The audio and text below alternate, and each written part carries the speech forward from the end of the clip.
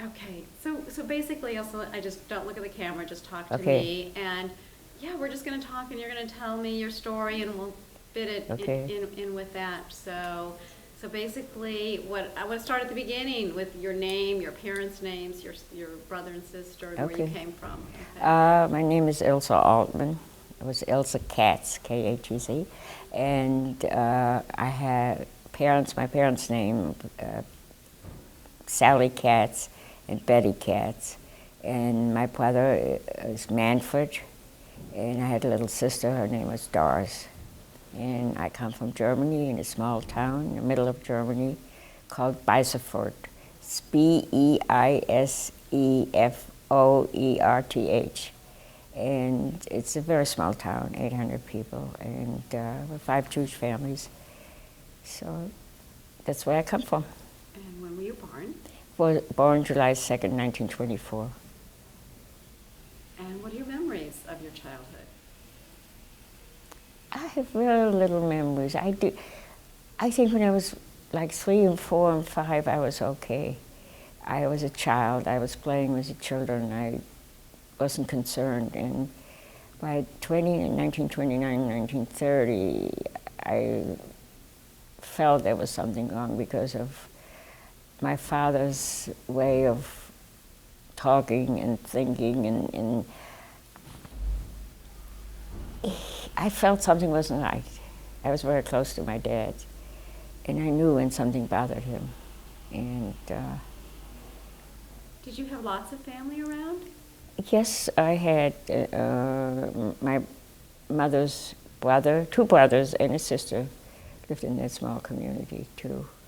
And they were cousins, very nice people to play with.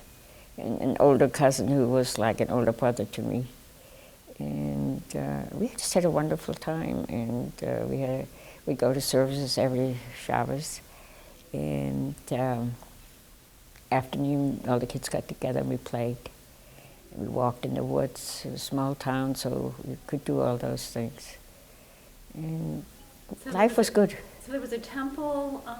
It was a temple. It was not a temple. It was a synagogue. We call it a synagogue, because it was Orthodox. And everybody from the small communities would come to this little temple, this little synagogue, because that's the only way we would have a minyan. They would come before they went to work in the morning, and they came back in the evening, and they came for Shabbos. So even though it was a small community, but we had lots of friends and a lot of people to share our lives with. So you didn't feel there was anything different. You're German, but you're Jewish. Yeah, there was never a question. I was a German, and that was it. I mean, I went to Hebrew school. I learned to daven, to pray, and it was okay. It was okay. Okay, so tell me when things started changing. I think I felt it in 1930, 31, before even Hitler came into power. Things were different. I didn't have the children to play with anymore. My parents would have lots of private conversations, and I think it was concerning what was going on. And there was conversation of my aunts and uncles. They wanted to leave Germany. They wanted to go to South America, to Uruguay. Eventually they did. They went to Montevideo.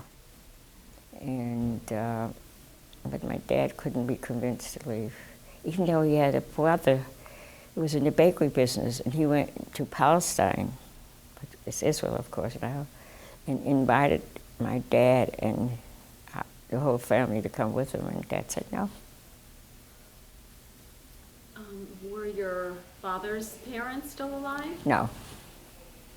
None of my grandparents were alive. And did your mother feel the same way about staying? If she didn't, then she let me know. Whatever Dad said that was it. You know, many years in Europe, women didn't say too much. Right. So how did you become one who did? I don't know. First of all, I was very afraid. I was more afraid not so much for myself, but for my dad. I used to listen for my dad's footsteps. I could recognize his footsteps, and I was just frightened. And I thought, if I get out, then I can bring my parents out. And I was determined. I was very uncomfortable. At that time, a lot of Jewish girls got raped. And there was always a great concern, And Did you have anyone to talk to? Any girlfriends that were going through the same thing you were going through? no. So tell me about, you were telling the kids today that you were beaten. I was walking home from school, and they came with sticks with nails in them, and just 4 or 5 of them. They just hit me and hit me and hit me. And I cried, and I went home and told Mom to take me to the doctor. And of course, as I said, doctors were not available to Jews unless it was a Jewish doctor, and Jewish doctors didn't have any medicine, so Mother took care of me. So, had you already decided you were going to leave before that? I think it was in my mind, because I told you part of my family left to went to South America, so it was part of the lifestyle already. And other people were leaving. They were able to take personal items with them and some of the money. And conversation was, let's leave Germany, let's leave. And at this point, were you still in school? Mm-hmm. And Yeah. what was school like for you? Very difficult, because teacher never called on me. He totally ignored me. And then one day, and I don't remember the date, one day he told me not to come back. They didn't want any Jewish children in their school. That was it. So that must have had a great effect on you. Tell me about that. I was so sad at that period in my life, and everything was happening. I heard that people were being taken to a concentration camp, were killed. My mother was taken because she walked on the sidewalk, and Jews were not permitted to walk on the sidewalk. Her mother was gone for 3 months, and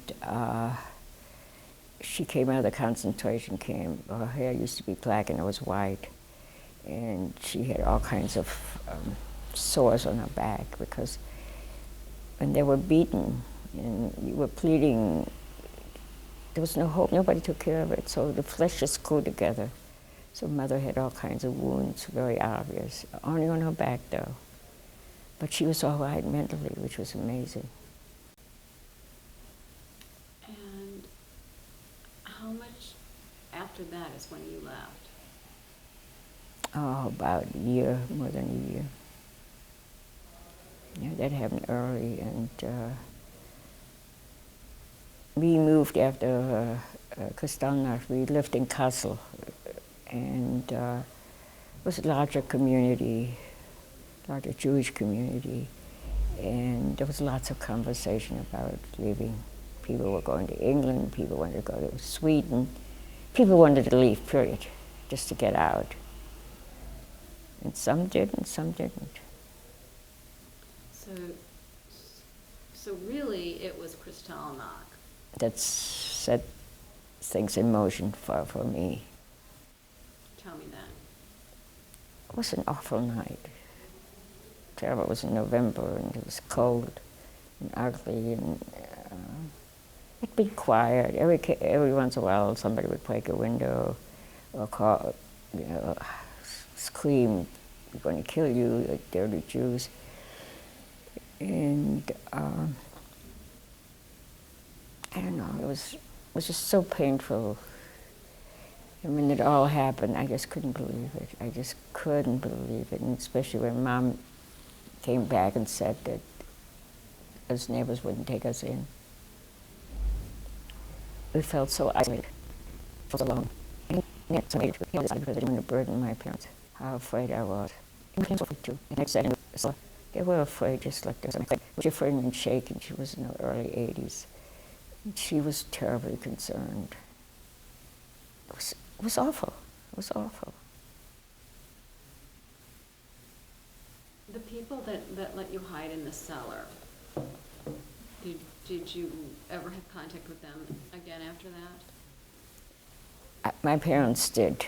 When they went back to board up the house, they did. But I personally never did. They were good people, very good people. So that does teach you They're still good people. We know that. We know that some people were hiding Jewish people in the basement for years almost. And his wife